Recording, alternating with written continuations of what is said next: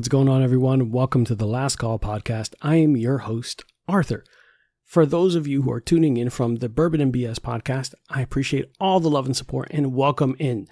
But do not panic. You are going to get the same show, same vibe, and same energy you've always gotten from me and our guests. Just a little bit more polished. For those of you who still want a little bit more uncut, unfiltered, and more intimate conversations, make sure you sign up for our Patreon, because for the low price of free $99, you can get access to behind-the-scenes interviews, content, recipes, and just some random ramblings, because that's what we here do for you. As always, guys, thank you for all the love, support. Make sure you like, subscribe, give a 5-star review, share with your friends, and if you'd like to be a part of the show, make sure you contact me at arthur@lastcallpod.com. Once again, that's arthur@lastcallpod.com. Now let's jump into it. Thanks, guys.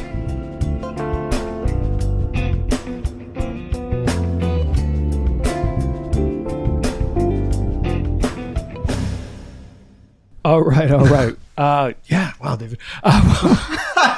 Welcome to the show. Today, I am your host, Arthur. I'm here with special co-host David Lawrence. I am David Lawrence, photographer, ultra marathon runner, and apparently really good at making pig noises randomly at the end of the intro. Squealing. Pig squealing. Yeah. Like I'm in a metal band. You're not familiar with that? Yes. Okay. But we are not at a metal concert. I don't know. My whole brain is a metal concert. Oh, that's fair. I mean, that could be a thing. Yeah. And today we're here with Victor Hara, is our guest today. I met him at least at the Run the Weekend project. I also met him there. Yeah, which was another thing we were about to I didn't realize that you guys hadn't known each other until this event. Yeah. So for those who follow me on social media, we did Run the Weekend with David Lawrence. It's a huge success. Shouts to you. Yeah, it was great. You guys had a panel, and I had the privilege of taking pictures and getting to hear their journeys. And Victor was one of the panelists. He is a former soccer player, runs his own business for sports kind of recovery, and all this really unique story. So David said we need to get him on. He has a very inspirational story and a lot going on. So welcome in, Victor. How are you? Well, first of all, thank you, David. Thank you, Arthur, for having me here. It's just another way for me to talk about me and about what I do and how I do it and why I do it. Mm-hmm. So thank you for the opportunity. Of course, man. Claro. For those of you that got to see that panel in real time, once again, it was super inspirational. I'm not a runner. I have a car, so I'd rather drive places. I don't know why people keep running. But I'm not going to lie. There was a moment there. I was like, hey, shit, maybe I should be doing it too. And then, you left. You left the middle of the... You were so inspired. You left in the middle of the panel and started running. No, I almost so close to be like, hey, who's got 10 and a half shoes? I'm going to do this right now. And then I remembered that I can't run really fast, so fuck that. So Victor, I want to really hop in and get to know you. David said that he has a random story he wants to open with. Do you mind if he starts? No, go ahead. Yeah, I don't know. He's like, I have a great story. The last podcast, I told a story about your barista therapist. Yeah, someone wondering if my therapist had autism. But we'll just cliffhanger. You can go back and listen to the previous episode. So my mom called me a couple weeks back and told me that a family friend that we've known since I was like 10 years old, probably, that there was going to be a memorial at her house. And I thought the memorial was for the friend and that she passed away. So what the memorial? Okay, I'm not ruining it. Go ahead. No. So I go to this memorial thinking that I'm going to see my mom's friend who I grew up with, or that we're going to celebrate her life. And I walk in, and this lady's just sitting in the corner of the room. She's there. And I'm like, the fuck? I was like, and so I realized that my mom, this is horrible. I hope that none of these people ever actually listen to this, because I'm just a horrible piece of garbage. I want them all to listen. So I realized very quickly that I just misunderstood, and it was my mom's friend's daughter's husband who had unfortunately passed away. And it was a memorial for him. But I, this whole entire time, thought it was my mom's friend who I grew up with, and I was very surprised to walk into this place and see her alive sitting in the corner. So you went to a building expecting the person to no longer be with us, and they're sitting in the corner. Was there a moment where you thought, supernatural thoughts? Was there No, I just realized I was a moron. That was it. Just making sure. Hey, I was glad she was still alive, and it made way more sense why my mom wasn't more sad. To be honest, I was like, shouldn't she be like devastated? Like this is one of your really good friends. Yeah, shouldn't you be heartbroken right now? Yeah, Like, you're just vibing. So that was yesterday. Yeah, that's a weird situation to be in. Weird times. But anyways, that's all I've got. Let's jump into it. No, look, I'm not gonna lie. There's a part of me like Hispanic culture is real superstitious. I'm not really superstitious, but if you are assuming this person is no longer with us and you see them in a corner, something is up. There's gonna be some Hispanic person who's like, "The fuck is going on?" Yeah, you need to save his house. Did you guys see that movie with LL Cool J where he pretends to die and at the funeral he shows up at the end and like walks in through the back as everyone's crying and they're all like, "Oh my god, you're still alive!" No, I have never seen I think it probably came out in like the late 90s, early 2000s. It was kind of a subpar movie, but most of his are. Yeah. But the idea of it's kind of funny, and it's LL Cool J. Actually, I don't remember the name of the movie, but I think I did see it. Anyways, so Victor, how are you, man? Like, tell us about like everything, because you have a really rich history. You got into running. What ended up making you say yes to getting on the panel for the Run the Weekend project? So I believe that one of the main reasons why I wanted to get in the panel is because I saw the title, right? How do we keep going? And I feel like everybody that was already in the panel had a mission that they are been either going through or are already, doing something. But in my case, it was more like I'm going through something, which is my knee situation, where I feel like it could be not just inspired for runners, but like for someone that is not even a runner, for someone that is just dealing with a situation that they think is the end, and you can see me and it's not the end. You can keep going. It's up to you, and up to your mentality and the way you see things. But that was the main reason why I kind of like reach out and talk to David about it. And I was like, hey, I know I'm here with the Cold Plunges and the recovery aspect of it, but I think it would be a great idea if we make this happen. And he was all in. He liked it. So. Oh yeah. It was really David's all in on everything he does, which I love about him. For better or worse. Yeah. Hey, this situation turned out really good. Yeah, it turned out really good. 90% of the things turned out pretty good. I was joking about the worst part. I know. You gotta keep leaning into the joke. I got to support you. I got to make sure that. But that's awesome. I'm glad that you felt that you wanted to share that, because it does make sense. A lot of people there, even though I know one of the female panelists. Remind me her name. It was Kristen. I was gonna call her Caitlin. I didn't want to do it. Kristen. Yeah. You just pick a generic white girl's name. No, like, they're all the same. No, not. Just kidding. You heard that, Kristen? It was a joke. Anyone heard that? I was joking. That was your friend who said that. That was your friend. It was a joke. No, she had shared that she was dealing with a foot injury. Yeah, too. A foot fracture. Mm-hmm. Yeah, which is debilitating in itself. So being able to see two panelists up there that are not.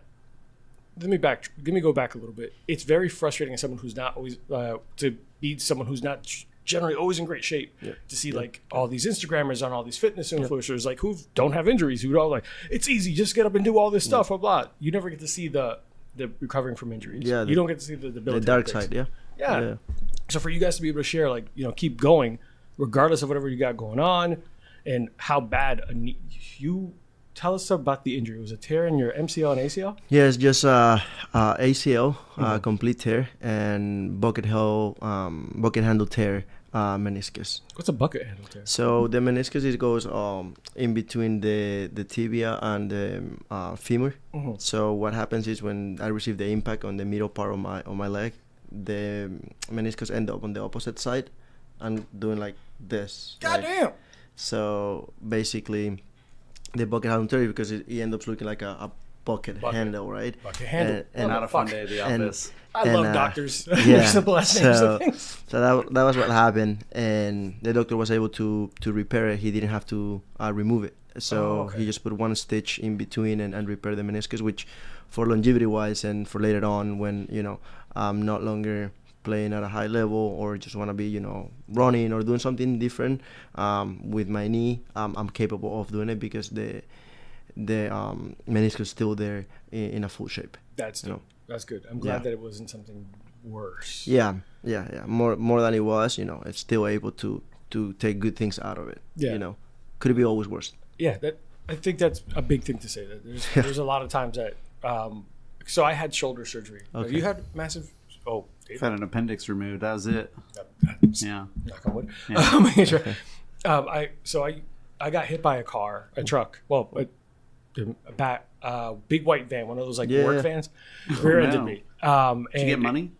Hey, what are you, Morgan and Morgan? That's all I'd be thinking about. For the people, like for the people. So I got hit by a van. I didn't really think anything of it because I was like lifting pretty regularly. I was competing in CrossFit competitions. I was doing all these things. Cool. So I'm used to being sore and just and things in pain. in pain.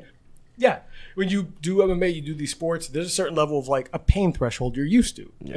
And you just got to move on until I had shoulder instability. I couldn't like lift the stuff. I could push the weight, but I couldn't hold it. Yeah. I was like, what the fuck is going on?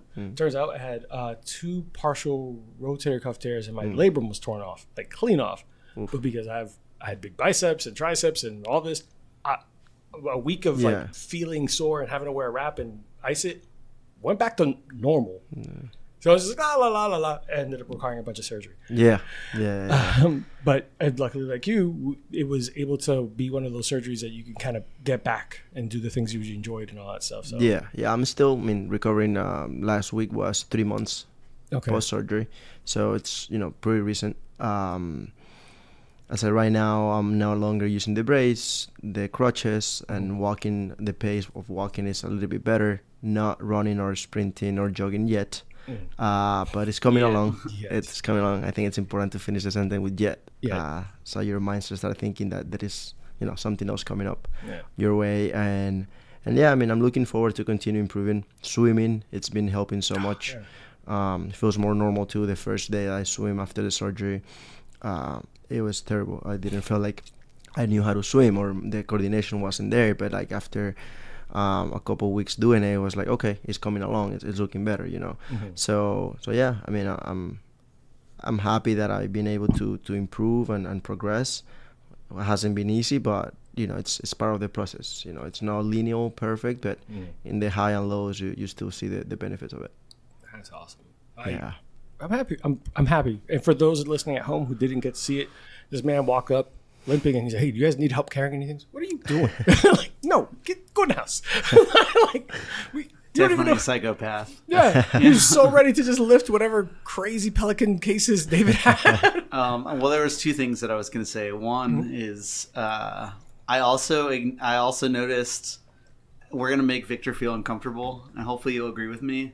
He has such nice skin. Like, it's absolutely incredible. Like, I want to know, like, first thing I saw you, I was just like, holy shit. You have such beautiful skin. I was like, do you have a skin routine? I don't. You just got good genes. Incredible. Okay, and then the second thing that I was going to brag on him about was that we joked earlier, I think before the podcast, or talked about how, like, if I want something for better or worse, I'll just ask people, like, to make it happen. Like, if I want to photograph someone, or, like, I don't know, if I want to see anything happen, I will. But Victor asked if he could do the panel with me, which, like, I feel like can feel awkward, but, like, it was really cool because I wouldn't have known anything about his story besides his business and one of their offerings being Cold Plunges. Yeah. Like, it would have just ended at that for me. And so he went out of his way to take a chance to be like, hey, like, I resonate with this. Here's some of my story and what I'm going through. Can I, like, talk with you guys? I'm sorry if this is rude. And I was like, this isn't rude. Like, this is fucking awesome. Like, this is how I live my life. Like, I'll tell you the truth. One, big on both of you, because I think I commend you both for just reaching out to each other, to randoms. Just be like, hey, I want to do this thing. And you both took a risk. You get turned down. I feel like what David said is like, yes, you're going out of your way to make things happen, but if you don't go out of your way to make things happen, then what? You do nothing. You're just waiting for somebody to knock your door and make it happen for you. And unfortunately, it's not really that way most of the time. So when I saw the whole kind of like the setup of the Run the Weekend overall and saw the panel, I was like, I just feel like this is a great opportunity for me to keep telling myself I can keep going. Because there is many times that when lights are off, when cameras are off, when microphones are off, it's very easy to give up. Yeah. And if I do this, the panel in that case now takes me to this situation where I'm in a podcast and talking to you guys. Tells me that, hey, within 3 months you now are a totally different person mentally and are progressing better. Who tells you that in 6 months I'm not gonna go back and say this? I'm like, this is amazing. You were able to make this happen even though you were not at 100% mentally, emotionally, physically. 100%. So sometimes we have to do out of our way and get out of that comfort zone to be able to make things happen. Doesn't matter what other people say or think, because the worst thing that could happen is David said, no, I'm sorry, we don't know you, we cannot have you on it, right? Yeah. That could be a reason. That's okay, because he's running it. But it wasn't that case. He's actually a person that usually does that for his day-to-day work or life or whatever he does. He's someone that is always out there talking, reaching to people. So when I guess he saw me or saw my text doing that, he kind of like feel familiar with that. And I guess he kindred spirits. Yeah, I was like, I wish more people did that. Yeah, so I think that was also a good door for me to open to now meet other people, and now get to meet you, Arthur, and having this opportunity to talk about not just me but like what I've been going through, so other people can see and kind of like see their shoes in mine, and like, oh, if this guy can do it, who say I can't, right? So 1,000%. And that's kind of the point in the show. Even it's to make sure. So I like to get to know the person behind the brand and behind their story. Yeah. David will tell you during his interview, 95% of it wasn't necessarily about photography. It was about how he got there. Yeah. And what made it made the path interesting. What made it unique to him. And everyone's story is different. We could end up at the exact same spot. Doesn't mean we took the same path. That's correct. Like that in finding those motivating factors. So. Yeah. Oh, were you going to say something? No, go ahead. No, I was going to say I'm sorry if this is jumping ahead. I guess that's what I'm curious about as well. Like, you played soccer and you have like a business now doing, would you say like rehab? Sports recovery. Yes. Yeah. So more like muscle maintenance, body maintenance, more like your day-to-day recovery instead of waiting to get injured to then get surgery. Yeah. Preventative measures. So like injury prevention stuff. Yeah. I guess I'm just wondering, how did you like get into that, and like how do you even know what to do in that realm? Yeah. So what makes you a professional? Yeah. so let's start from the beginning, and let's go back 10 years from now, 2015. It was my freshman year in college, first summer in the U.S. And playing soccer, I broke my hip and dislocated my femur. Oh my God. Yeah. This isn't really casual. It is not casual, and it wasn't a collision. Jeez. It wasn't a 50-50. It wasn't a slide tackle. It was just me running with the ball, and then from out of nowhere I'm on the ground, and one leg is shorter than the other, and my femur is out. Not out of the skin, but by the glute area. Wait, so it was a non-contact injury? It was a non-contact injury. Which those are the fucking words. Yeah, I was going to say, like, you didn't even have a good story with it. No, it's a good story. It's a good story. It's a good story. Someone tackled you, like, no, you're just doing a normal activity. It just... Yeah, I guess, yeah, no, like, a major, situation with the injury. But yeah, it just happened, and... That's crazy. From there, it was just like... getting, I remember like it was yesterday, like take me to the hospital, then in the hospital, they reduced the dislocation and then transfer me to a bigger hospital this happened in St. Louis, Missouri. I went to school there. And they transferred me to a bigger hospital in the city, and the first doctor was like midnight or something. The first doctor that got me there, I was a resident or something, was like, hey, you are over 18, you can sign all this paperwork and we can go ahead and do the surgery right away if you want to. Just to let you know, you're not going to walk again. And I'm like, wait, what? Like ever? Yeah, that's what he said. And I'm 18. Side note, I would have kicked that guy. Yeah, you couldn't. But I couldn't. I wish, but I couldn't. Use my arms, okay. Or just my vocal cords, whatever. So let's go back 10 years. 10 years ago, my English is nothing compared to now. Oh yeah, that's right. Like 10 times worse. So it was. That's a second injury, right? Oh my God! Yeah. In that situation, like you literally just can't communicate. I was able to understand and basic communication, but now like, no, what are you trying to do this, or what if you do another procedure? Not like that, right? The thing is, on the side note, mom and dad are doctors. They both are OBGYN. So all my life, Like they deliver babies? they deliver babies. Wild. Yeah. That's dope. So all my life, I've been in an environment where I know how the doctor treats patients, regardless if it's delivering, procedure, surgery. I've been with mom and dad to their day-to-day cases because Vic, it's Saturday, we have to go and see these three moms that they just delivered. We have to check how they're doing, and I will go and meet them, and I was probably 5, 10, 8, whatever the case may be. So I always saw, for example, dad, caring more than just the delivery aspect. Hey, how is the husband doing? Hey, how are you doing? Is the baby okay? Right. So Okay. I knew from a younger age that it goes beyond that just a profession, right? As a doctor. So when I had that encounter with the resident or the doctor at the hospital in St. Louis, and the first treatment was, oh yeah, you're not gonna walk again, straight to me, not even to the person that was with me, or I knew that the option that he decided to go with was straight to the point with a young athlete wasn't the right way to do it. So the first thing I did was like, I'm not gonna sign anything. Let me call mom, which is with that. So I called her. Of course, she already knew because that happened early in the afternoon and it was like midnight. So I told her what was going on, and she said, "Don't sign anything. Let's wait until maybe another cousin is a doctor too. Let's talk to your cousin and see what other options we have on the table." To make the story a little bit shorter, I got time. My cousin, who she speaks fluent English, she was able to talk to the resident over the phone through WhatsApp, and she was like, "Hey, is there any chance that you can double check and see, what other options we have? Because I mean, he's 18. We don't want to do an open back surgery or anything like that. Like, we want to avoid all that because the goal is that he plays again."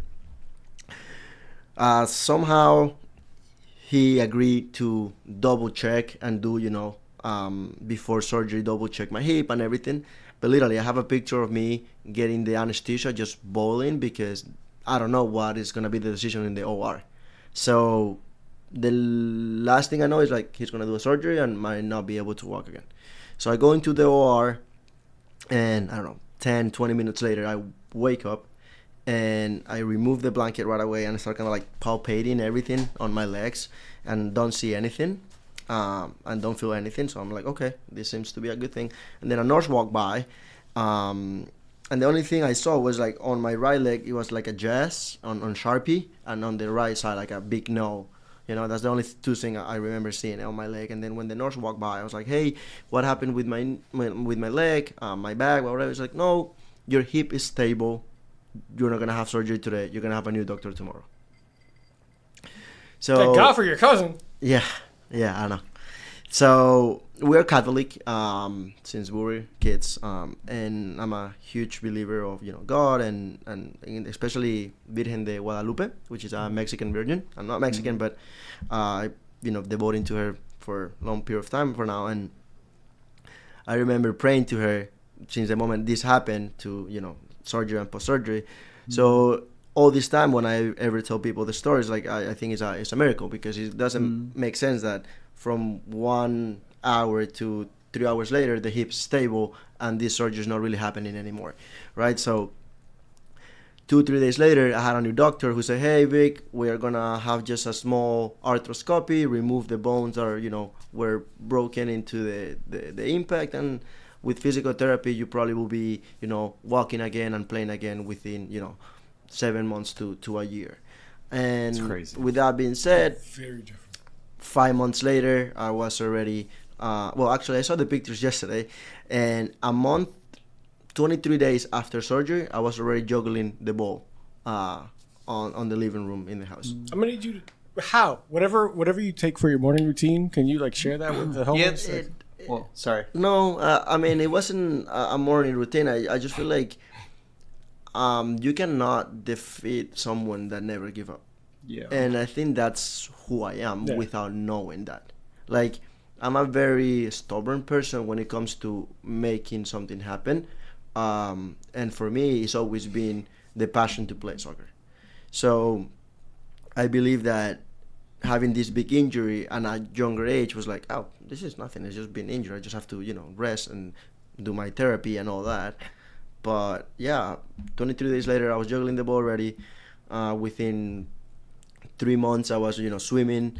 And then the 4th, 5th, 6th months, I was like walking, running. And then by the 7th month, I was already practicing with the team. This man, that's dope. So yeah, I just feel like for me at that age, because now you say it and it's like, oh my God, that's crazy. But at that age, for me, it was like, it's just the way it is. It's just my progression. I mean, I'm young. My bones are, still in a good shape. I'm recovering faster. But of course, I had a machine, a compression leg machine, that it would stick with me for 17 hours a day. I had another machine that was like a leg flexion or like knee flexion machine that it would stick with me for 15 to 20 hours a day. Because your level of athleticism when you were in school. Because the idea was to don't let that joint create a scar tissue, let have as mobile as possible. Was this provided by the school? That was provided by the hospital. Oh, okay. Because it was literally summertime. So when it's summer, the school literally doesn't have any right on you. Like if something happened to you, they don't cover it, even if you're on a scholarship or anything like that, because it's summertime. So the hospital provided everything, and I think with those tools plus my healthy body, I was able to recover properly within 5 to 7 months, and then the following year I was playing college level. Yeah, that's insane. As the captain of the team. Just a small flex. I just feel like I'm commending you. I think it's important still. To I just put that inside on my. But that can also motivate the team members too, like your teammates too. I believe so. I mean, I wasn't trying to motivate anybody besides myself. Like I needed to achieve something. Achieving something wasn't playing again anymore. 100%. But as a leader, I think so. I feel like I need to make an impact. And I remember that summer after the summer of the injury, which is before my freshman college career. I would wake up 7 a.m., text the boys that were in town, hey, I'm going to be practicing at this field from this time to this time. If you want to show up, I'm going to run a session. If not, I will do it for myself. And sometimes it will show up 10, sometimes it will show up 5, sometimes it will show up the whole team. And I think that also builds a character to them, because at the end of the day, the one who votes for captain are the teammates. Yeah. Besides the coaching sometimes making the decision. So I was voted by my teammates. I wasn't voted by anybody else. Yeah. So that being said, I think it's what you really put in your head, what you want to accomplish, the way it happens. Maybe it's not perfectly the way you wanted it, but it kind of like goes along with the goal that you have or you want. Yeah. So yeah, that's to go back to your question. Mm-hmm. That's how Extra Mile started. As an idea. Specifically, Extra Mile name. Extra Mile Care, not the name yet. Okay. Just I want to help people. Why? Because in that moment, I'm brand new to the US. I'm really not knowing that you have to have insurance through the whole year. I only knew that you need to have insurance through the school year. When that happened, not a school year, so I had no insurance. So I have to pay everything out of pocket for the surgery and everything and that. It was crazy. That's insane. But the system, to be able to walk again and do it, I'm gonna pay that money. Yeah. Right. But what's crazy, if you want to add more crazy to the story, I pay $0 for everything. I apply for a financial aid. I prove that I just being brand new. I don't have a house. I don't have a car. I just as a college student. My bank account is not my parents' bank account, so I have just a few bucks in there. $38. 30. So at that moment you apply for that, because what it is many people that have the economical stability to help others, they do it because it's a tax write-off for them. Yeah. So it's a system that works. Mm-hmm. People can complain or not complain, but it's a system that works. So with that being said, I only had that help for the surgery and that, but not PT. So what the PT did, she goes, hey, I have extra stuff at my house. I will give everything for free to you. You have everything on paper. You can do a PT at your house. But she gave me the ball. She gave me the steps, the bands, you name it. So like that feeling of helping me was like, I got to give back somehow to somebody, somewhere, somehow, at some point. So I was like, okay, I need to help others. That mentality always been there with me and grow within the time. Then Extra Mile, the name, which in Spanish is la milla extra. Mm-hmm. It's always been a set from my mother. She's always like being that coach that is pushing and pushing and pushing. Like, you can do more. If you're doing this, you can do more. If you're getting to this, you can do more. So it's like not in a way where I need that pressure, because it's not pressure. It's a privilege having somebody that believes in you and pushes you. So that's where the name comes from, Extra Mile. And then the care, because he's gonna be in the aspect of caring for others. Yeah. I decided to go to the exercise and kinesiology road in college. That's how I get my background on knowing how to treat, the muscle and the body itself. And after graduating, besides playing professional indoor soccer, I was able to, work for different companies that, teach me to treat patients that are, athletes or people that work out often, chiropractors that teach me how to, guide a person that just had an adjustment. Do little things that you add up and then are behind my knowledge and in my experience to now I can guide somebody that is working with me. Awesome. And then the whole breakdown, how I design it or how I didn't want it is, senior year in college, I had a capstone project for a class, and they said that you have to, find a why to create a business. They didn't say create a business. They say find a why to create a business. Mm-hmm. And as soon as they say, it's like, I have my why. It was my injury. It was like, why I want to help people, because I was hurt and somebody helped me, and now look, I'm not hurt anymore. So that was easy.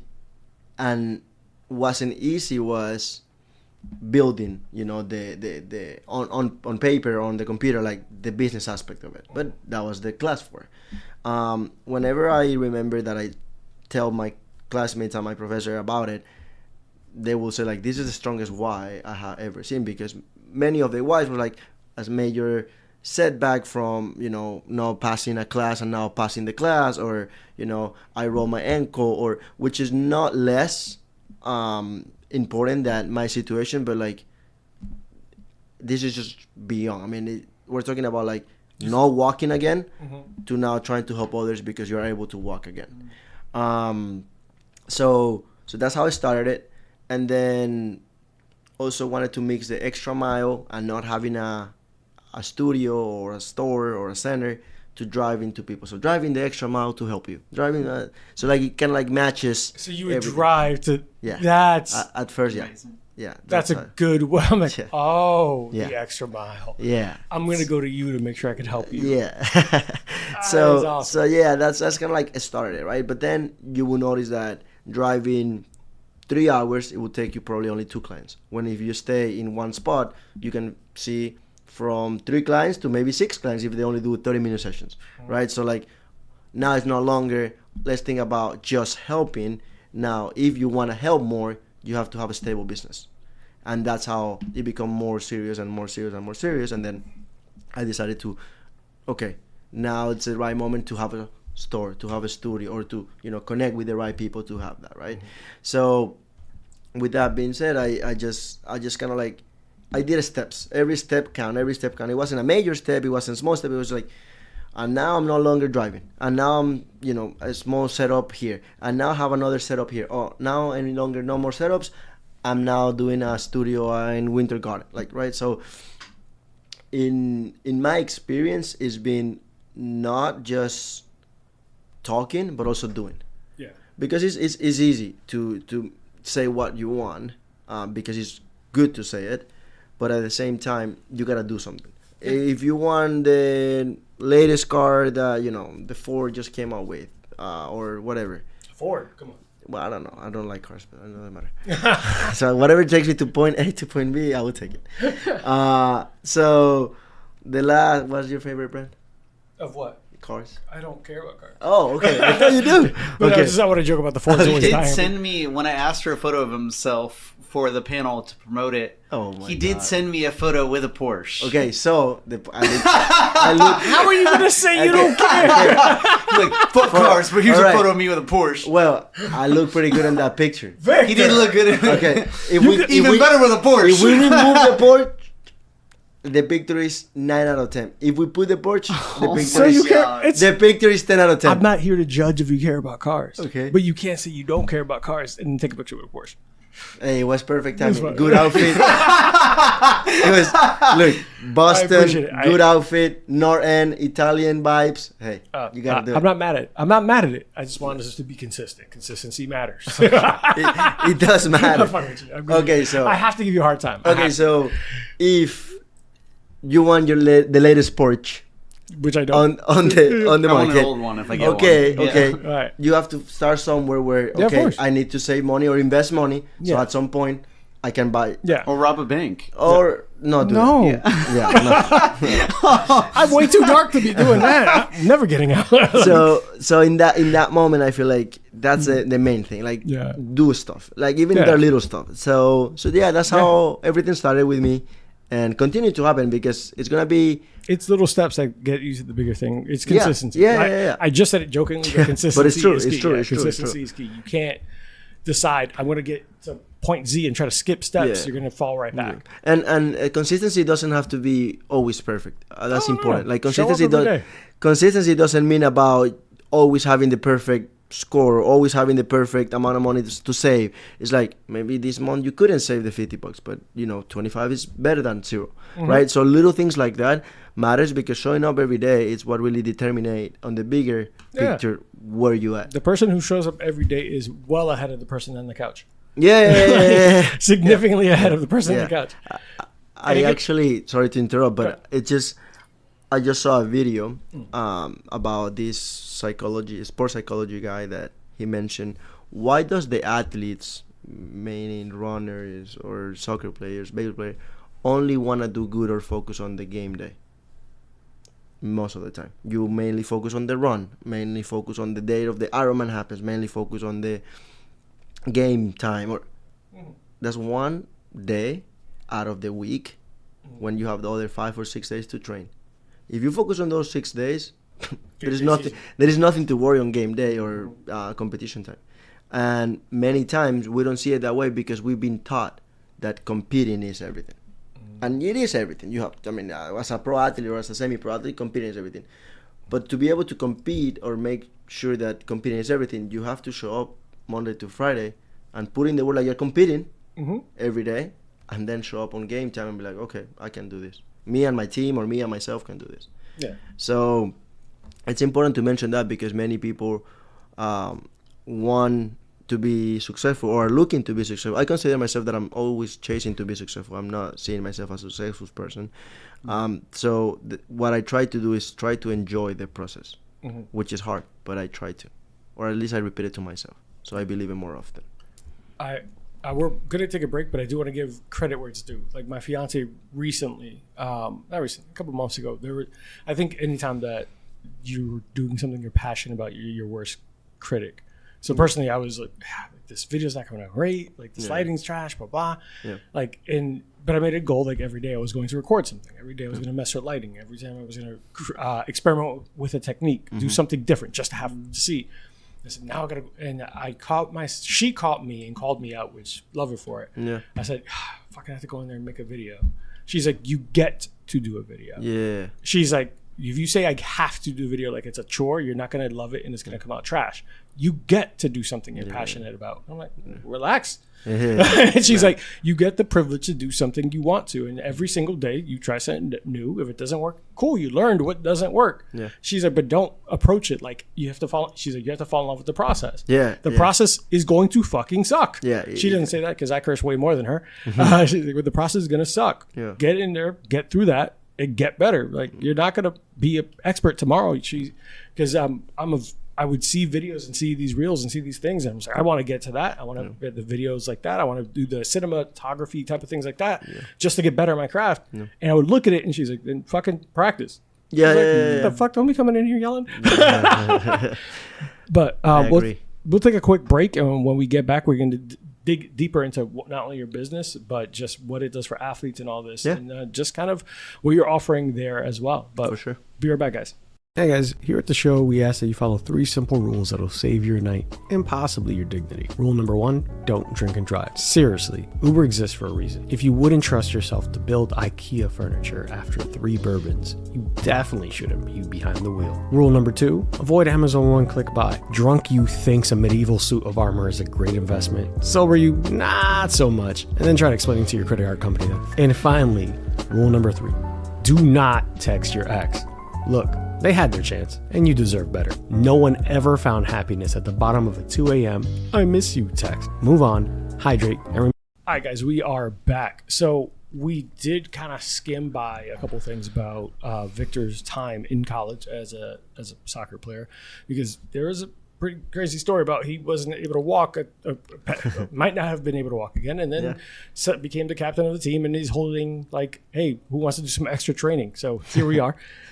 So after that, you continued playing soccer for Missouri Baptist University. Yeah. First of all, how'd you end up at Missouri Baptist University? So the main That reason feels like a random school. So the main reason is because I was first recruited to Lindenwood University in St. Louis, Missouri. Oh, okay. And after the injury, I said like, hey, what is gonna happen here? Lindenwood is not gonna offer me any scholarship if I'm coming back from an injury. So what really happened was I decided to not go to Lindenwood that following semester and end up going to Lindenwood Can you turn that camera a little bit? to St. Charles, to St. Charles College. And there it's when I did like 2 years and then recruited to Missouri Baptist. From Venezuela to St. Louis is kind of like, weird because not really a major city that most of the people go, but they had a really good program for international students and stuff like that. So that's why the main reason I end up there.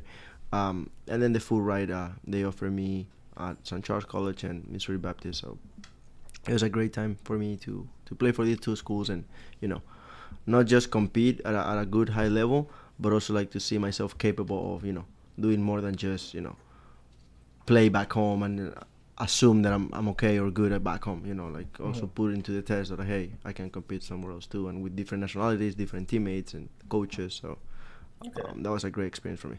Awesome. Yeah, because I knew that it wasn't a linear path. It wasn't. It's a kind of, I don't know enough about soccer in college. Yeah. And to me, it stood out. I was like, I've never knew that Missouri had a giant soccer program, but apparently it's a pretty solid. Yeah, I would say that in the Midwest, there is different schools, bigger schools than Missouri Baptist for sure, that also offer, D1 stuff and opportunities like that. But yeah, around the United States, you can see it more often that schools are, becoming bigger and bigger in soccer for sure. Yeah, and then obviously, I've joked with my friends because I'm an American football fan, and it's like, oh, there's only one football. We'll joke about like go back and forth, but obviously, it's the highest watched international sport. Yeah, for a reason. No, yeah, it's worldwide is a most watched sports. Yeah, and the reality of that is because you don't need money to see it or play it or be part of it. Like you don't need a bunch of extra equipment. You don't need equipment. I mean, what would you say? A ball? Okay. Cleats. People. Even then, no. Without shoes. Yeah. People. What do you think?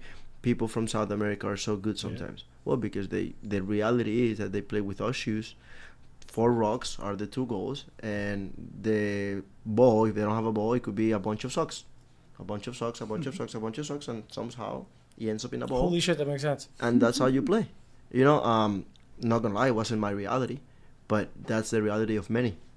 Back home and in other countries. So that's why it's so easy to be part of it, because if you are playing with a soccer ball by yourself at the park and I'm by the park by myself and say, hey, pass me the ball, you'll be more likely to pass me because it's better to have somebody to pass the ball to. Yeah. And it's the same as catch, it's easier. Yeah. But golf is not like that. Tennis is not really like that if you don't have the space, so it's like with soccer, you don't even need a perfect rectangle to play the game, Yeah, if you wanted to practice dribbling, you could just go on a walk and practice dribbling. Yeah. So I feel like that's why it's so common around the world. In the U.S., it's growing still, but not around the world. It's the number 1 sport. That's fair. Yeah. David, I know you had any question? Yeah. No, I guess I'm just. I was wondering more about Extra Mile. Like, so I got connected with you originally because of the ice bath. I was like, I want an ice bath at my event, but like, what else do you guys do and offer? Yeah, so it's very curious because many people, when they come to us and talk to us at the events or reach out to us, they right away assume, and it's okay to assume, that we offer cold plunge services at our location, and we don't. But we see the key aspect of offering cold plunges at the events, and it's because we guide the cold plunging experience. So if it's your first time, second time, or just wanted to have somebody guiding you while you're doing a cold plunge, that's what we do. We have noticed many people that do cold plunges because it's, you know, trending and it's fun, but most of the time they worry more about the picture, the video, who is gonna record them, who is gonna, you know, take care of the best angle, and I'm happy with that. I'm okay with that because at the end of the day, you are brave enough to do that, and you wanna record it forever. So I'm happy. But what if instead focusing on that, you focus on yourself, focus on being present, and focus on breathing? Those three things are gonna allow you to stay longer than you're expecting, and that video, that picture is gonna look even cooler because you don't look terrifying, you don't look that this is too much for you, and you don't look like you cannot handle more than 3 seconds. So the cold plunging experience, as an extra mile providing it, it's more, we want people to not just enjoy the experience, but also understand the benefits of doing cold plunging. Many people do it now just because of how trendy it is and not really know the behind story of it.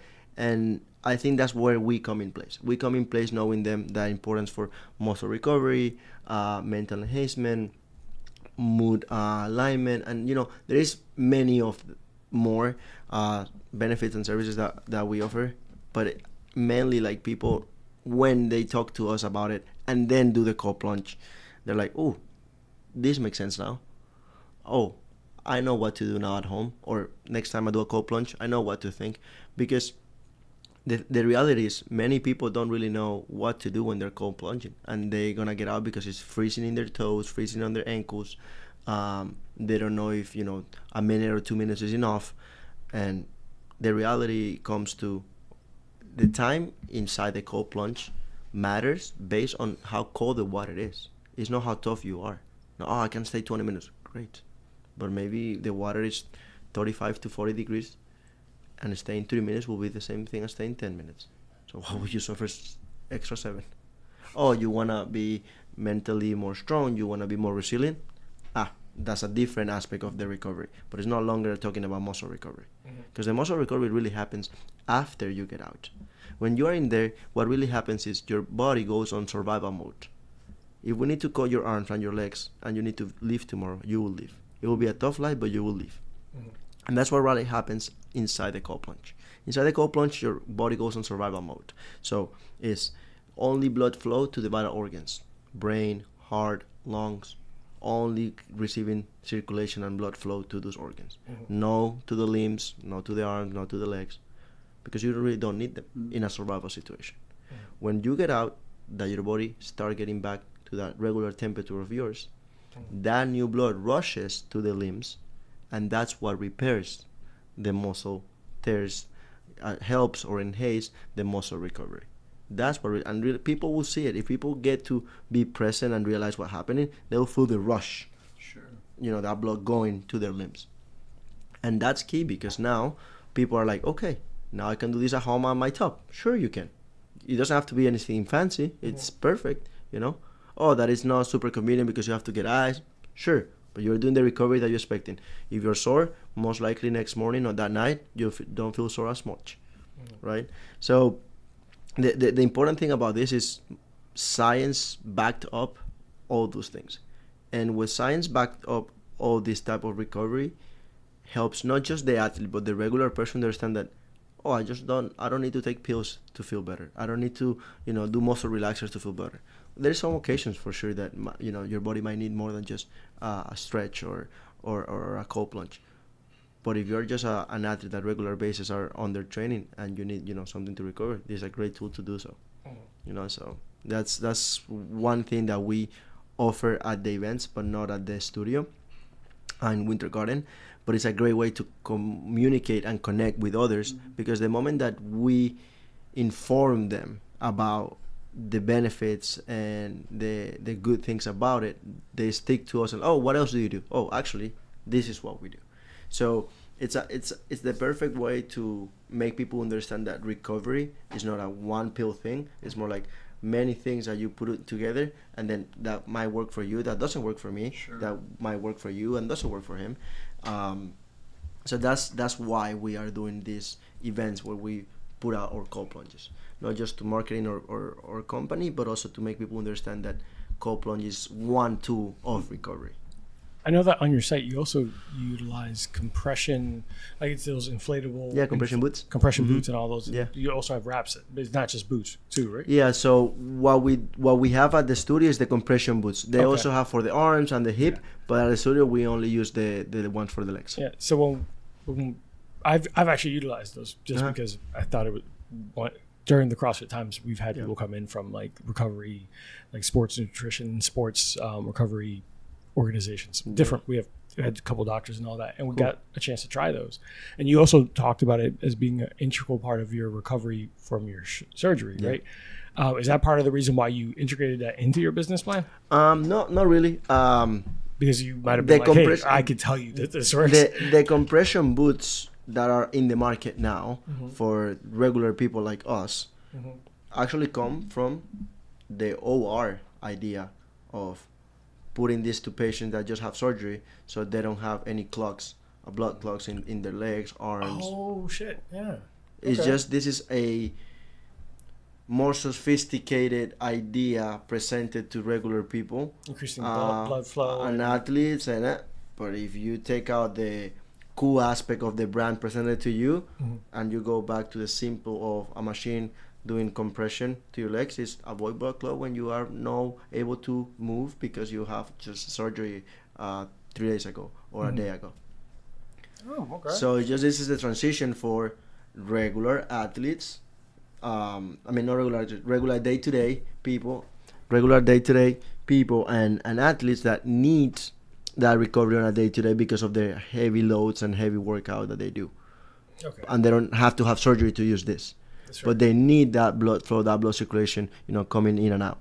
Dude, as an ultra marathoner, have you taken any of these? No, I should. You just walk around sore. Yeah, I guess. Yeah, I'm really bad at stretching or anything like that. And we learn to live with that. We learn to live with pain, discomfort. You mentioned earlier that as an athlete you have a threshold where you are okay with pain, and it's like, what if we're not? Like, what if instead of being in pain and you work out or you run from Monday to Friday, and then on Saturdays you have your day off, for example, and you have your recovery session. What I mean by a recovery session, well, you get your assistant stretching mobility, improving flexibility and range of motion. I would love to record David getting Dude, I would scream. Literally professionally stretched. I think that might go viral. One of my friends was saying that we go to the Y together, and he was saying that he's waiting for me to get in trouble or kicked out of the Y because I'll go and sit in the sauna, and then I will literally stumble to the shower, and I'll jump in the shower. I usually will do it cold after the sauna, and I'm just I'm literally just moaning. In pain. Yeah. In pain. And part of it is because it feels good, but I'm also just I'm just walking around sore all the time. So yeah, I think that if we did something like that, I would just be making noises the whole entire time. How much is it for me to get him stretched? So the first session is $80 and includes everything. Amazing. Wait, what is everything? Includes compression boots, includes assistant stretching, includes cupping and scraping. That's crazy. That's a deal. It is a deal. Yeah. It includes it. Then what after that? Does it go up? So fuck you, I'm taking all your money. So it's also, depending on what you have, we also can do some myofascial release, which is, the fascia is the connective tissue around the muscle, that if you don't release that tension in the fascia, the muscle won't, give up that tightness. So sometimes you have to work a little bit softer on the fascia to be able to get deep tissue on the muscle. So yes, and you will say, that's so much for so little. But at the end of the day, recovery. Yeah, I don't think that. I was if you go to a massage, it's $120. I was about to say, I don't think it's that little. I go to a chiropractor one time a week my for like $60 a month. $80 a pop. Yeah. But the thing is, we no offense, I love you, Dr. Joe. we haven't been taught to really, you know, do this on a regular basis. Yeah. We have to wait until we're half injured or not able to run as much as, or we decrease our pace to actually should see somebody. Well, not really. When you go and see professional athletes, they finish their session, they go to the athletic training room or the PT room, and they just get soft tissue, stretching, and set for next day. Why? Because they're competing every weekend, every day, and they need to take care of themselves on a daily basis. Yeah, we might not be at that level, but we're still putting in the work like them. Yeah. And on top of that, stress of life, work, and many things that add up to those muscles to have more tension. So that's why I want to, you know, fill up that gap in the system where, you know, PTs can use us as, you know, I don't want to do Graston, I don't want to do cupping because, you know, my time, it's more important for, you know, reteach that body to move, but I have a company that can do that for you. Boom, we fit in there. As someone who has done professional stretching, and I've done Grasting, and I've done all that, especially as part of like my shoulder PT. Shouts to Tony Hassel. She, I'm gonna shit a little bit on one organization, but not directly. So after my accident, you know, you get the surgery, they assign you kind of, hey, you want to go here for PT, and I was in there as an athlete, like I just literally was competing. Yeah. And they're making me do like I'm there with senior citizens and doing little lady things and little men things. And I'm like, this is not the kind of recovery I need. Yeah. Like there's nothing against that, but my body was capable of more. You have to get that threshold. Yes. If I treat an athlete as a sedentary person, that athlete is not going to come back to the sport the way he needs to come back to the sport. And my recovery was slow and not where it should have been. So I'm doing extra stuff in my own time. And I had gone by my CrossFit gym to get on like air assault bike and do my lower body stuff to get moving again, and wear like a weighted vest and do lunges, do something to get moving. And she's like, hey, let me see your range of motion. And she saw it and she's like, absolutely the fuck not. Yep. She's like, I need you to come in here every Saturday. Let's do some shit. Because the problem is not able to compete again. The problem is when CrossFit is over, you're gonna have a frozen shoulder, and then you're gonna get you're gonna become an older person.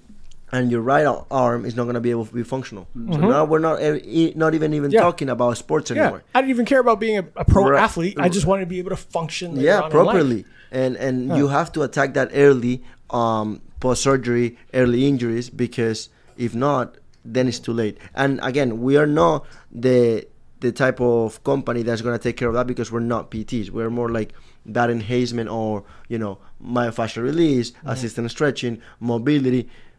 But I know that our company can benefit PTs because if we don't have the time to see a patient or a client or an athlete that only needs Graston, they will have somebody that do it for them. Yeah, so that's what ended up happening. She said, she's a PT, like this is her license is PT. She said, because we're friends, like she's been invited to my engagement party. We've been friends for like, honestly, probably 10, 11 years. She just said, come every Saturday to the gym. I got her keys. We got you. And we did Grasting, stretching, movement, all this. And when I went back to the regular PT I was already going to, they were, oh my God, you've made so much progress. Like, are you doing so much stuff at home? Like, it's been 2 weeks with somebody else. Yeah. Because it's all scar tissue. That's what really happens. And when the scar tissue builds up on that joint, it's really difficult to just break it down with a movement. So you have to like literally break it down, and through, you know, sweating and peeing is when you remove all those toxins out of your body. But you have to have that manual therapy happening. If not, it's really happening. It's really difficult to make it happen. And for people who have not done it, he's not paying me. He's not a sponsor, nothing like that. Who've not done like being forced to stretch. David, you need to get forced to stretch because I need to record it.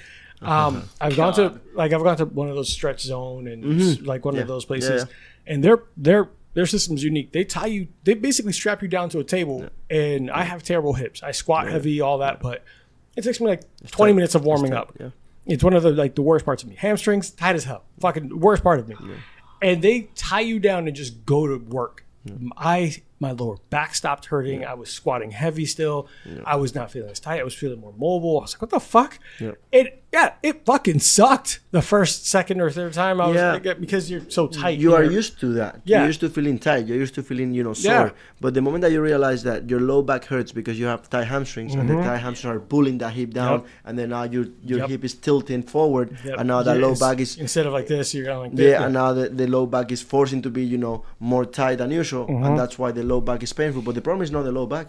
The problem are the hamstrings and your glutes, right? People forget that shit. People think like, so it's important, and I don't know, David, if you will agree with me on this, but as a runner, and as a person that see a lot of runners often, it's like many people are getting to be active later on in life. So definitely. I play all my life sports, from baseball to soccer to skate to surf. Like for fun, I did a lot of things, right? But always moving. There is some people that focus more on their school or on their careers and are amazing. But then when they're now trying to do running, paddle, pickleball, you name it, they're really suffering because they don't realize that sore is a thing, or being tight, it's not as normal as they assume to be. And that's the main issue with people with all these activities at a late mid-20s, late mid-30s, that they don't see a benefit of companies like mine because they have never been used to something like that. In my case, I'm like, oh, I know a recovery session means this, and that. As I got older, one of the things that I think in David, outside of the sauna moaning sessions, I'm sure that you would agree that being mindful of how you recover is going to make you be a better athlete. Like, and I'm old. I think we don't. Yeah, I'm only 33. I'm older than both of you. Longevity-wise, the only thing that you can keep going if your body allows you to keep going, and the only way that you're gonna be able to do that if is hydrate properly, eat good, and take care of yourself on a regular basis on recovery. Even if you don't go to somebody, maybe you can do it on your own, but that means that you're stretching properly every day, warming up and cooling down good, doing some ice bath on your own, even sauna on your own, like things like foam rolling, like little things like that change a lot. And I have seen athletes where they come 3-4 months with us and they feel amazing. They're like, oh no, Vic, I think I'm great now, I don't need to come. Sure, no problem. Do it on your own. Just keep on your own. You can. And then a month or two later, they're like, hey Vic, I'll be back, because it feels more comfortable when I'm fully relaxed and somebody is helping me to get a little bit further on my range of motion, or a little bit deeper on my myofascial release. Because sometimes we as a human don't want to suffer. So if I apply pressure on try to find my psoas and apply pressure and try to move at some point, it's going to be very uncomfortable, and I don't want to keep doing it because it's me doing it to myself. But if it's, let's say, extramural care staff doing it for you, it's like, oh, actually, I can breathe through it and I can relax a little bit more because it's not me doing it to me. Yeah. David, what do you do for recovery other than sauna? You just vibing? You're just young? I'll stretch a little bit. I'm really bad. So yesterday I ran 7 miles, and then this man said I ran 7 miles. And then that was a short day. That's 108 degrees outside. And then I literally got home, and I think I got a phone call or did something, and then I just showered and cooled off and made breakfast, and then I didn't worry about anything else after. I'm gonna take a break before I go. My recovery is very bad, but that's pretty normal for a lot of people. It is pretty normal, because the knowledge is not there. Yeah, but also I don't know if it's knowledge. I'm just I'm trying to do a million things. So, I'm okay, but I do think go ahead, and then I cannot fight that. I do think that what we understand later in life is that because when you're young, when I was in my 20s, I could straight up be drunk, get hungover, and go to work not missing a beat. We'll say that I could go lift, I could do a competition. I remember for those who are familiar with CrossFit names or how familiar are you with the workout names? Yeah. So I remember turning 28 and saying I want to do 3 girls in one day, which is because CrossFit has a very specific system of there are named ROMs or workouts WODs for the day, and a lot of them are named by women. So I remember saying I'm going to do Diane, Grace, and it was Diane, Grace, and something else. I forgot what it was, but I wanted to do 3 girls in one day. So my day was devoted to doing these 3 crazy workouts, morning, mid, and at the end of the day, and then going and drinking with my CrossFit friends. I destroyed my body. Not a problem. I fucking that night I was great. The next day I was a little sore. I stretched a little bit, foam rolled, did a lacrosse ball on my foot, and kept it moving. No. If you tell me right now that you can do it, to do 2 of those 3 and then function, I would collapse probably. but most likely back at 28, if you were having that routine regularly, my body was used to it. Yeah, you are able to do it still now. Oh, sure. Yes. Maybe in a different pace, maybe not as competition wise, but it's still able to move, because the range of motion, if you keep it at a certain level, the range of motion continues to improve. It doesn't go down because you're constantly working on it. Many people focus more on heavy loads and lifting heavy and doing this and how fast can do it instead of the mobility. If your body doesn't have the mobility, how are you expecting to squat deeper? If your body doesn't have the mobility, how are you expecting to do overheads quicker? If we're talking about CrossFit, right? If your body doesn't have the mobility, how are you thinking that you're going to increase your pace? If your hamstrings are tight and you're thinking that you're going to increase your pace and you do increase your pace, most likely you pull your hamstring. Or it's so tight that you won't be able to run in the next 2 days. Knock on wood. Right. The worst thing that's happened to me from a CrossFit standpoint is like shin splits. Because we had to do Murph. Are the worst thing. I've only had them once. Well, we had to do Murph. Murph is like you have to run with a weighted vest, then do a bunch of push-ups, pull-ups, and all that stuff, then run with a weighted vest again. And it's just the shoes I had were meant for the lifting sides of it, because I'm like a miles fine in Metcons. And it wasn't. It was not okay. I should have switched shoes. Flat one. Yeah. So what David was saying earlier, that he doesn't have time for cool down. It's not that I don't have time. I just want to do 50 other things. You're not prioritizing it. So you don't have time. If you have, if you want to do other 50 things, you don't have the time to do that. Is it more of a prioritization, or is it like time? So the system here forces you to have 50 million things to do. Yeah. Let's start that way. Yeah, the world right now, my brain forces me though. At least, but I think the world also like is go. Yeah, go, like go. you non-stop, because the more you do, the the more you accomplish. I did a photo shoot this morning before this. The more you accomplish, the better, which is understandable. But at the same time, I feel like if we are able to, you run from 6 a.m. to 7 a.m. and you know that by 8 you got to start your day. There is an hour there where you need to shower, eat, and maybe do something else.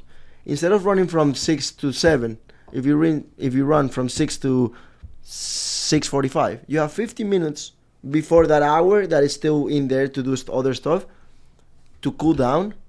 Or if you want to do, instead of 6:45, you do, 6:50. You have 10 minutes there to cool down the major muscles that you use for running: glutes, quads, hamstring, calf, hip. Five muscles that can be stretched on a regular basis on your 6 to 7 routine. So it's not long, oh no, but I'm cutting 15 minutes of my running and my running is more important. Well, let me tell you, running is more important, and when you cannot run, you're going to tell me that your running is more important when you can run. Instead, if you add up 45 minutes every day or 50 minutes every day and take 10 minutes to cool down properly, most likely next day, you might be able to run the 6 to 7 and the cool down is less because you're not as sore, because you're not building any more soreness or any more tightness on those muscles. So the main thing is, yes, we are busy. Yes, we have to do a million things, but also we're not organized thinking that recovery is important. We have never been taught that way. We are being taught that competing is important, playing a sport is important, running is important. But dude, the moment that you feel that you've been stretched and you've been doing something, you release some tension. They're like, whoa, I actually are not in a bad mood anymore, or actually I don't need to take an ibuprofen right now. I did that pretty much of a focus for myself for when I got older. And like when I was 33, I didn't care either. I would do my cool down shit and run around and blah. And the older I got, I think I was like 35 doing jujitsu, and my body was wrecked. And every day I was like, I need to do something. Started doing sauna there and all that, but it's just different, right? Like I do think that there's a point there.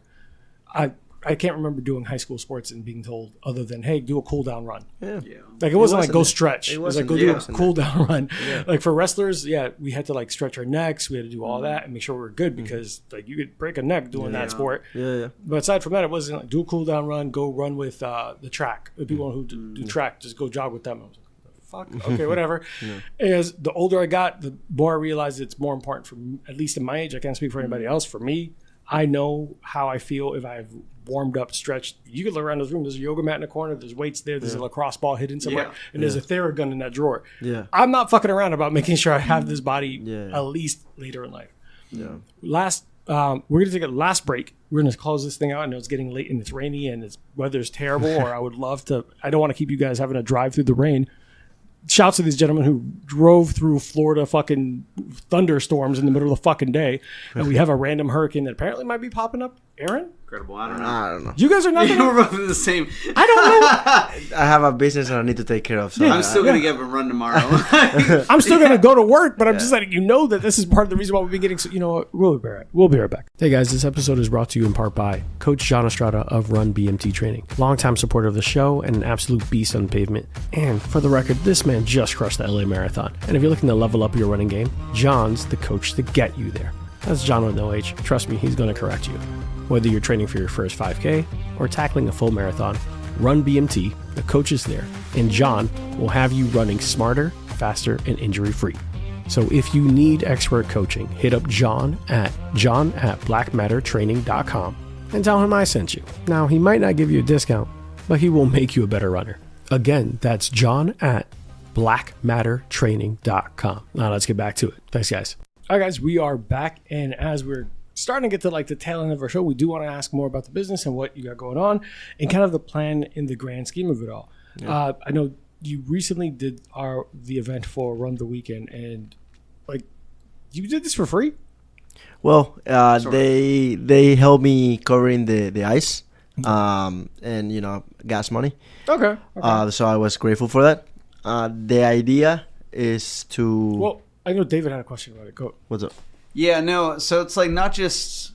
I was like, hey, can you pop up and do this? And you were like, yeah, but we need help with ice. And then I didn't realize how much ice went into. How much ice did that? 250 pounds. Excuse me? Yeah. For the one setup for 2 hours. For only one plunge. Yeah. And then he ended up going and getting a little bit of extra ice, more so just for effect, like just so people could see ice going into it. Because it was a small amount that he added at the end, so he was just communicating that like that small amount isn't going to really change the temperature. Like the 250 pounds at the beginning is what made the difference, but it's like it's cool for people to see ice floating around when they're hopping in. Yeah. For the pictures. Yeah. No, seriously, but for the Vine, for the Instagrams, for the vibes, yeah. It's like going to a restaurant. It's like the food sucked, but how are the vibes?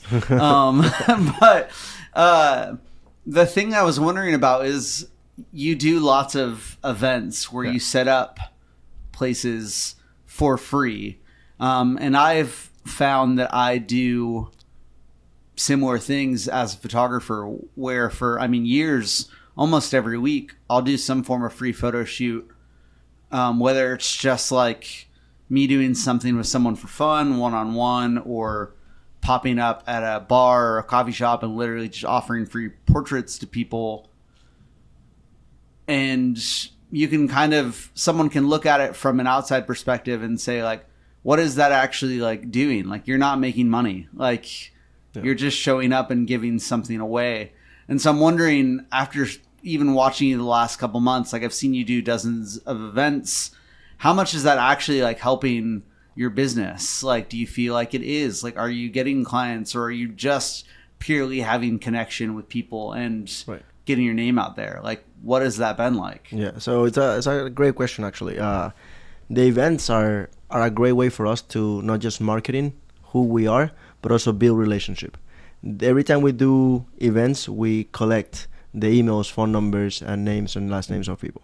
That's just a great way to offer our services later on, and actually that's where the main money comes in as a business app. The moment that I have a person from an event come into the studio, get their session in, and then end up buying a membership, then I have the reflect of why I went to that event. Yeah.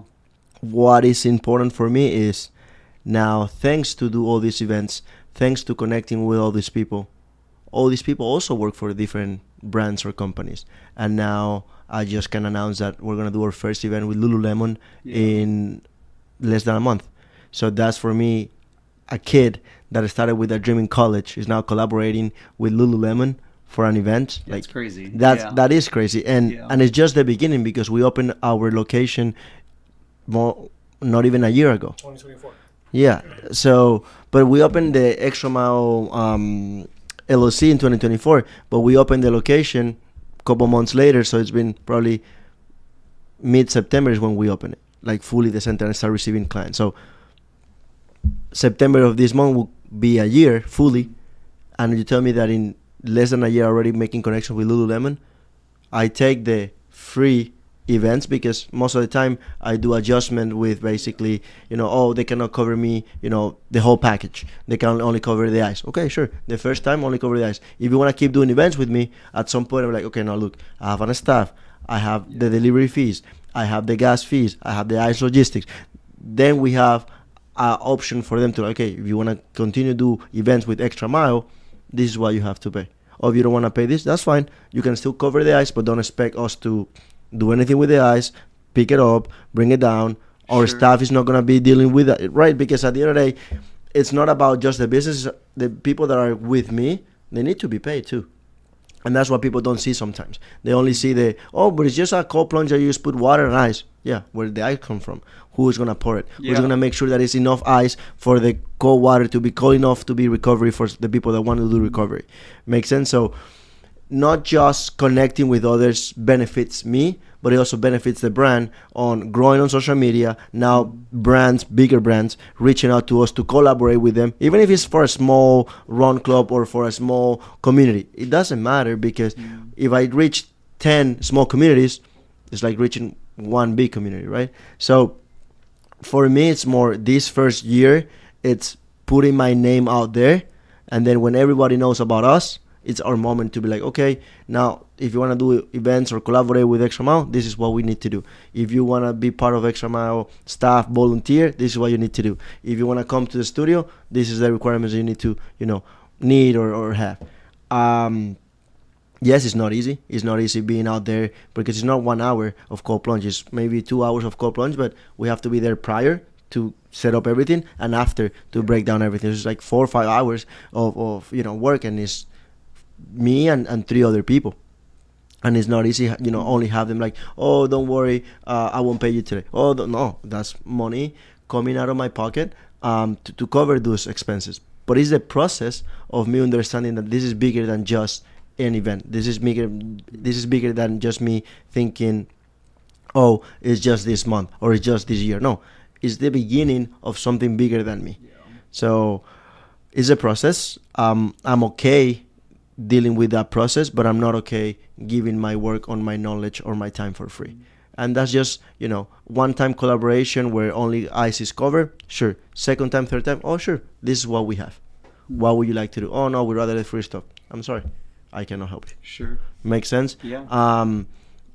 I know it could be different from different people, from bigger franchise, from bigger companies, but me starting my own company is the way I can found, the benefits of continue doing this.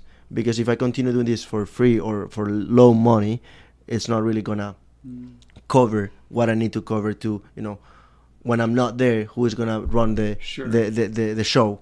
I have to pay somebody for that. So it's just the process. I agree, it's not the greatest process, but it's a process where you need to understand that you're not Nike, you're not Adidas, you're not big brand. It's not the greatest process. Yeah, no, I think it is. Yeah, you kind of just told us how successful it could be. Go ahead, David. No, I was just gonna say. I mean, I struggle with that even still. It's like I got paid for my first photo job in 2013, and then I officially filed for an LLC in 2016, and I feel like I'm still just like hustling and doing free things and just things for fun, literally more than ever. And one of my friends who's like, I feel like he's a content creator, and like he's making probably quadruple the amount of money that I am, and has literally millions of followers. He's just like, man, why are you doing all these free things?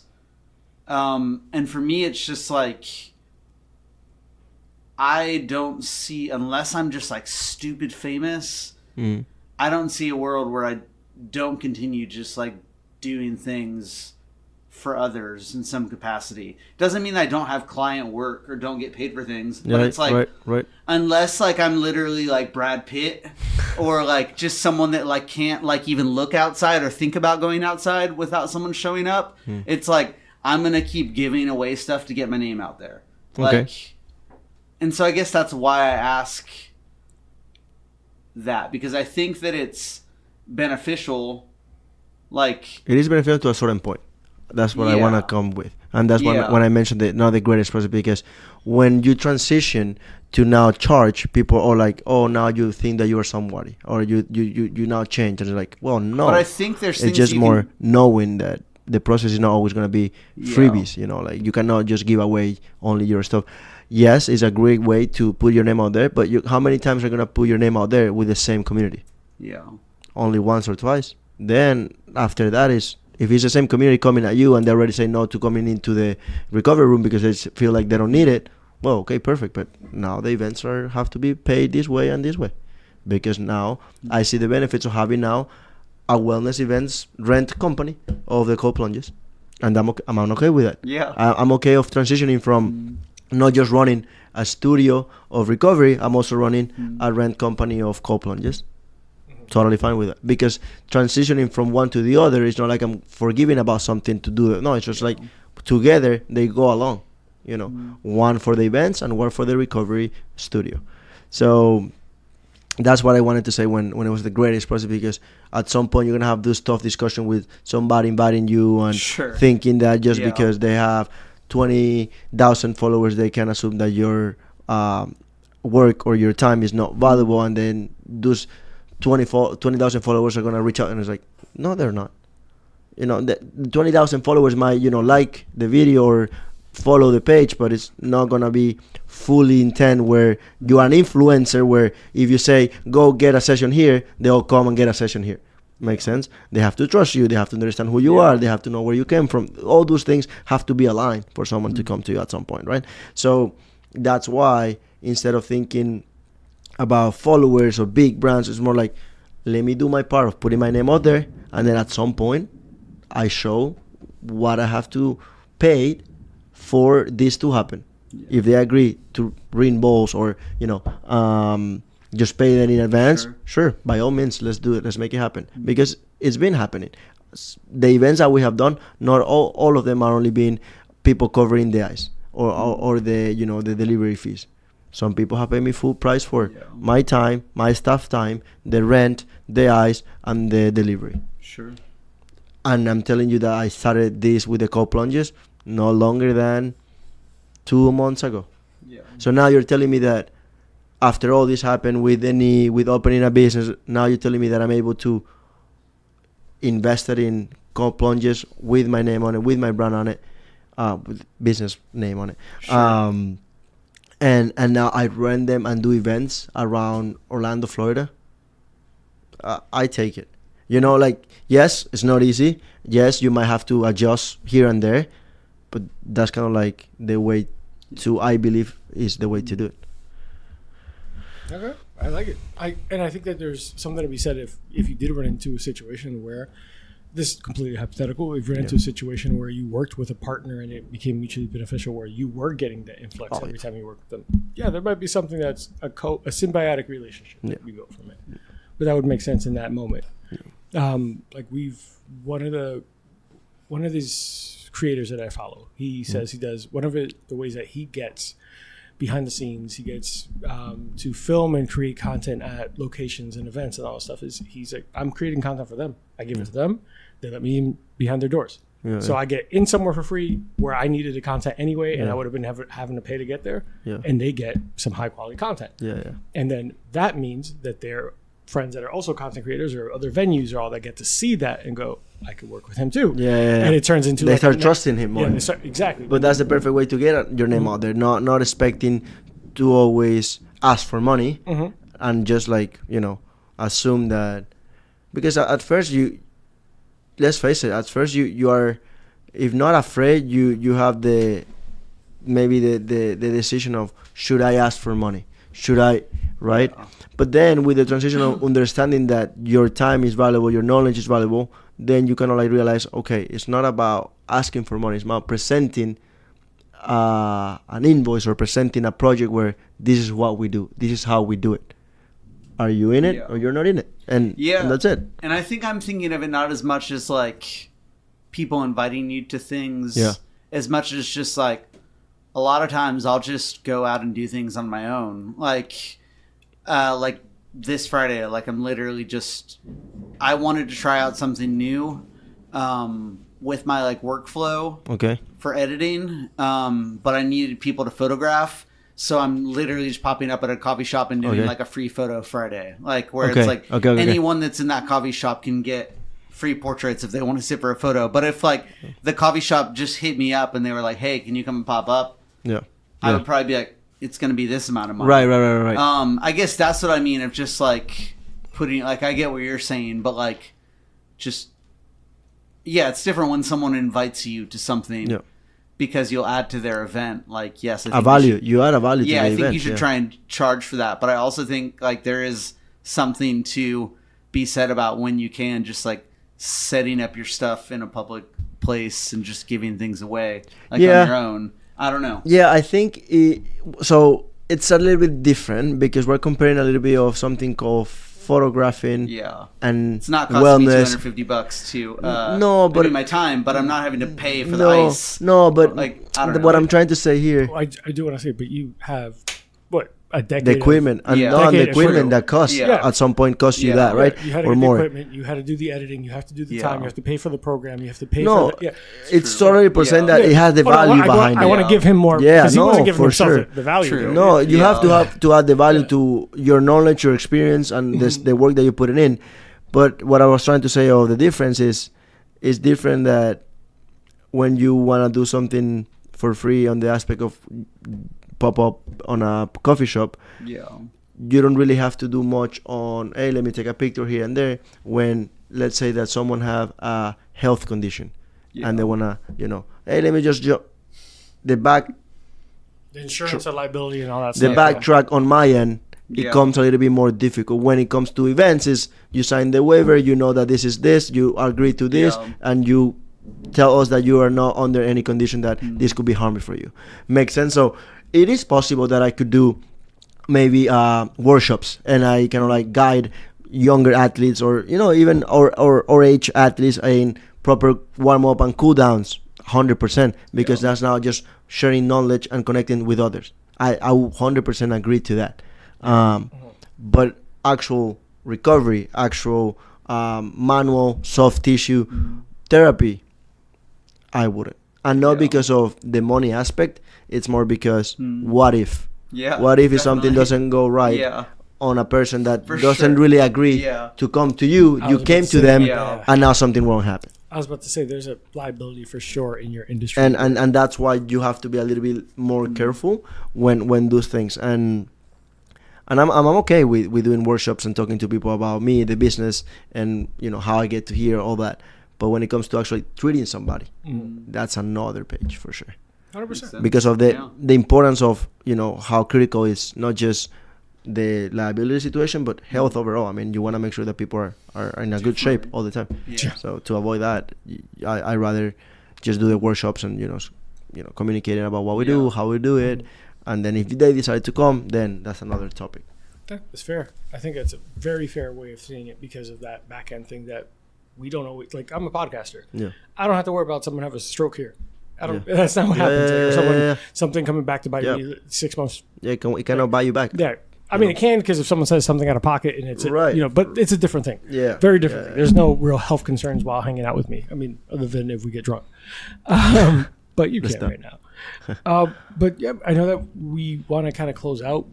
Where do you see your organization, EMC? I'm gonna call it EMC. EMC in the next 5 years, and like what's because we talked about kind of like, hey, if it's renting the cold plunges and all that stuff, but what's the goal? It's so early on. Are you kind of like, I'm gonna play it by ear, or do you have an idea in mind? So I would say that. First of all, thank you for the question. It's a great question to put my thought process into it and see EMC in the future. But were you calling it EMC before? Or in the studio it says EMC Sports Recovery Center. Okay, cool. I was like, pretty sure. I was like, yeah, no, I like it. So to start with the question, in 5 years I see EMC having different locations around Orlando. Doesn't have to be big locations. I'd rather keep it with small locations around many gyms around Orlando, so everyone have direct access to recovery. There is a one-time spot. Yeah. So you stop for your workout, CrossFit, weightlifting, sport performance, and then in that same spot you have your recovery. So you don't have to worry about, oh no, I gotta now drive 20 minutes to get your recovery and around, right? Because there is no time, because we have 50 million things to do after, right? So that's how I see Extra Mile. And then probably one main location when we are having more space for trainers to do their time, or just sport performance coaches when they can do their own thing. At some point, I would like Extra Mile as a brand to have mini brands that want to also succeed into the health and cosmetic and industry, because at some point you just need a bridge that give you a hand. So if Extra Mile can be a company where inside of Extra Mile you have the recovery, but you also have someone that can do your personal training and also can do your sport nutritionist, or can also do if you are a girl, can do your hair or your nails. Who says that it cannot happen? And then the only thing that changes is from a sports recovery to wellness center. And then inside of the wellness center, you have a sport recovery, you have sport nutrition, you have personal training, you have beauty and salon. Who says it's not possible, right? Yeah, it's a very big thought. It's a very ambitious goal. But the goal is to hit high, because if it doesn't happen, I'm closer to the top instead of closer to the bottom. So yeah, I think that I can relate with that, where you're just like, it's like you're almost making this umbrella. Because I've spent a lot of time like complaining to like my close friends of being like, oh, I'm not where I want to be.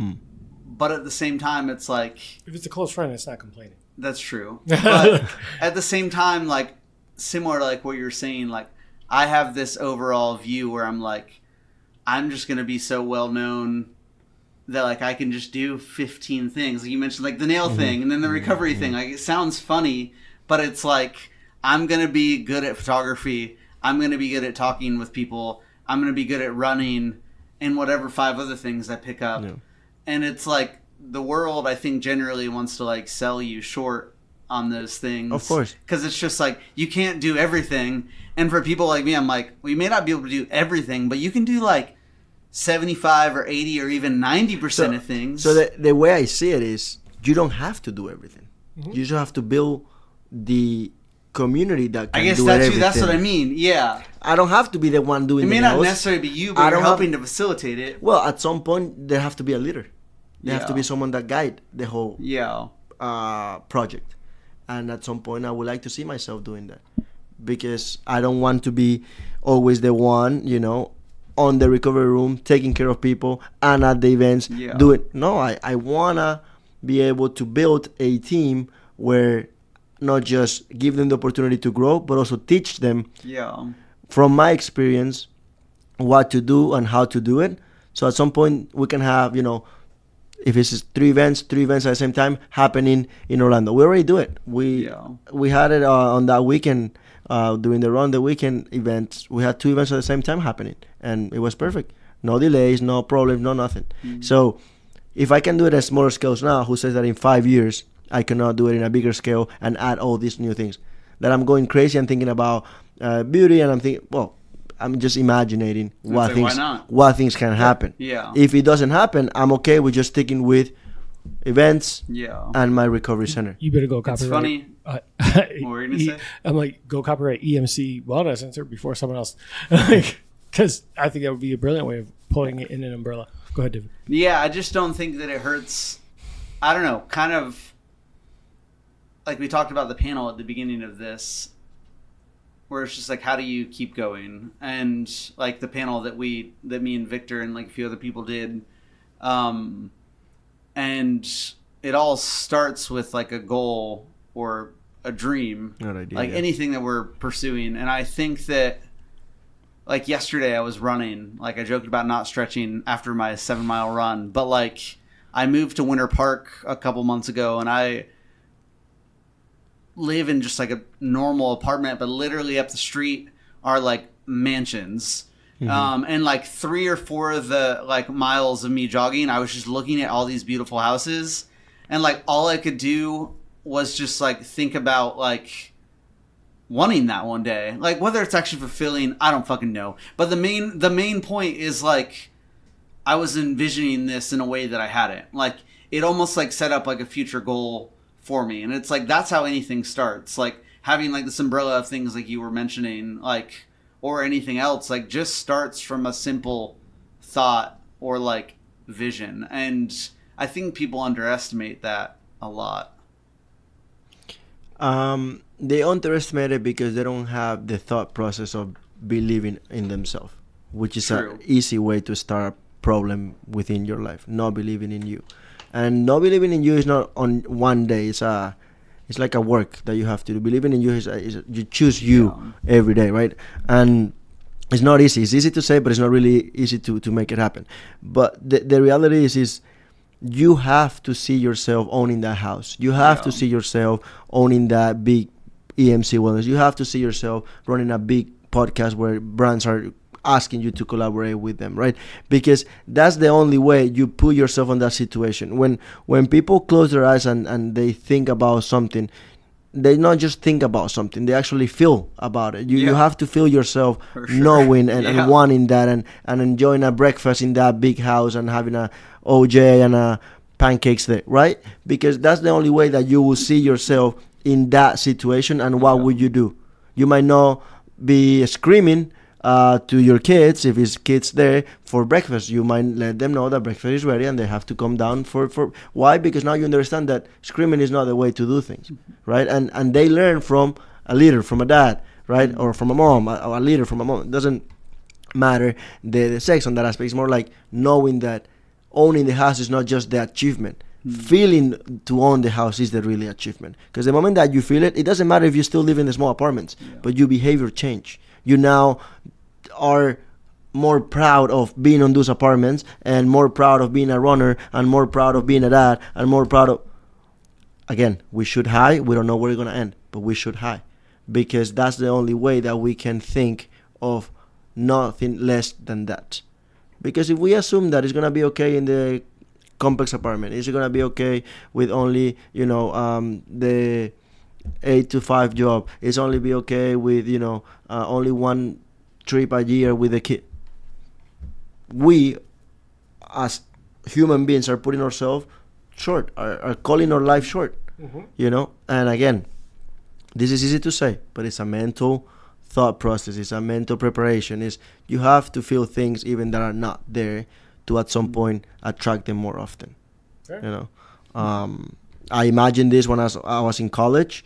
I imagine myself talking to people about this, and imagine, being on a, maybe not a podcast, because back then podcast wasn't that big, I guess. Probably on radio. But interviews and things like that. And I wasn't graduating college, and I was already on the radio back home and on the TV back home. Back home, where a TV show when I was growing up, I used to watch all the time for sports. So it's little steps, and little steps for me are good because they keep me moving. It's just part of the process, trying to repeat this to myself so I believe more in it the more I do it, because it's easy to come here and talk in front of the cameras and say all this, but then when you're out, it's like, I don't care about anything.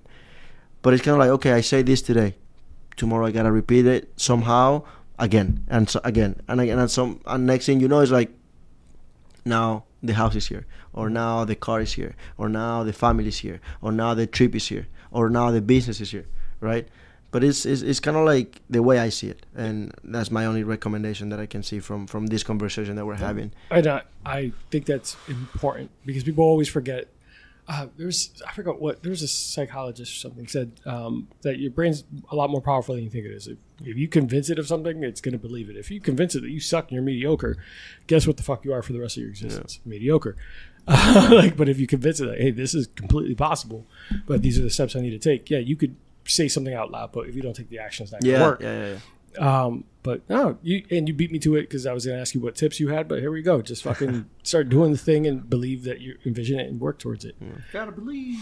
I mean, that's 95% of it, man. If I think my work is trash, what the fuck is someone else going to think? If I believe the service I'm offering is not good, what am I going to do when I go, hey? How can you offer it? How can you sell it? Do you want to hire me? I'm just kind of in the middle. Like, it's good. I mean, there's being realistic, and then there's being, which I think the Rock, which I don't always like, but he said, like, being realistic is the fastest path to mediocrity. As like you said, shoot for the stars and fucking land somewhere else. Still got higher than you. So higher than you thought. Yeah. Guys, we're gonna close out any and I know that we're probably gonna follow up with Victor at a later time. Probably spend some time. Another video interview because there were a lot of questions we did not get to ask, but I'm sure, like I said, Sunday got to get home, so you better just watch out for the future episodes featuring Victor. Any closing words, last things before we go? Any events coming up that you guys were going to be at that you want to advertise? Yeah, well, we have a couple events coming up. They can find you on social media. To find us on social media, you can find us on Instagram and on Facebook as Extra Mile Care. And this upcoming weekend, we have a couple events happening with Lululemon, with Carolina Cardenas, Move to the Beach, and we have other brands that sometimes they don't allow us to say everything, so that people can, expect a little bit more from our social media. And just to tell a little bit about what we do in our recovery center, kind of like pricing wise and things like that. If you don't mind me sharing it, I can. Oh, no, yeah. So we I'm do. Curious. Yeah. So we do.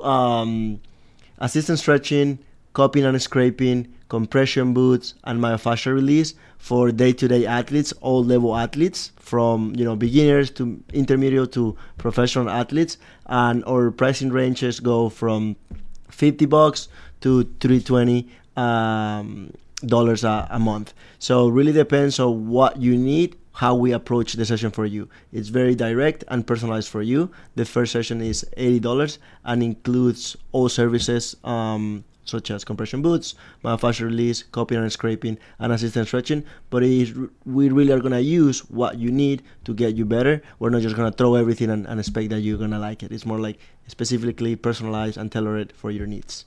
Love it. Thanks. Yeah, of course. And it 100% makes sense if you give everyone a sample of everything at first to figure out what you actually like.